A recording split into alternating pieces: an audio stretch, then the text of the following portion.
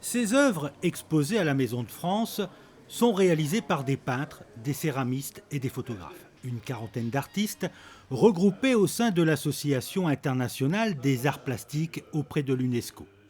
Cette exposition a été pensée en lien avec l'actualité internationale et notamment la tenue de la COP21, la conférence des Nations Unies sur les changements climatiques, qui s'est déroulée il y a quelques mois à Paris.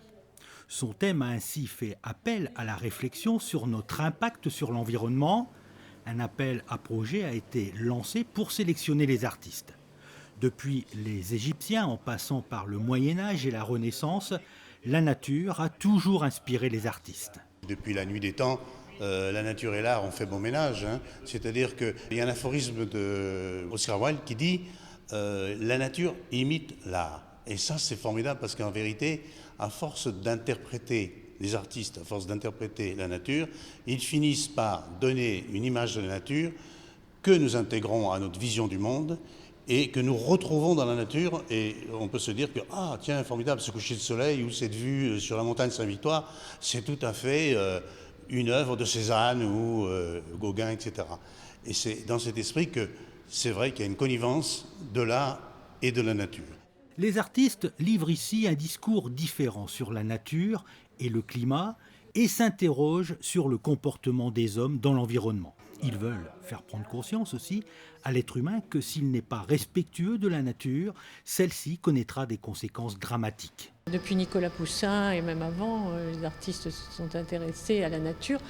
Et la nature, ils l'ont souvent idéalisée, ce qui est un petit peu le rôle de l'artiste aussi, parce qu'en l'idéalisant, en la montrant, en la transposant, ils arrivent peut-être justement à faire passer un message autre que le message que l'on voit habituellement dans les médias, qui est porteur certainement, mais qui ne suffit pas toujours à interpeller les gens. Chacun, à partir de cette proposition, a développé sa propre vision, son propre regard sur les choses, bien entendu. Alors certains sont très inquiets. Alors on a cette image de glaciation là, et ils se disent que demain, si ça continue, on va se retrouver dans un monde glacé, sans plus rien. Quand on voit un artiste qui fait de la céramique et qui montre des arbres pétrifiés comme ça, qui n'ont plus de feuilles, c'est cette idée-là aussi. Par contre, quelque part ailleurs, on voit une jeune femme on a l'impression qu'elle regurgite une fleur de sa bouche. Et là, on a l'impression que c'était cette quête d'osmose entre l'humain et la nature dont il provient. Là, nous avons des artistes qui ont récupéré des matériaux.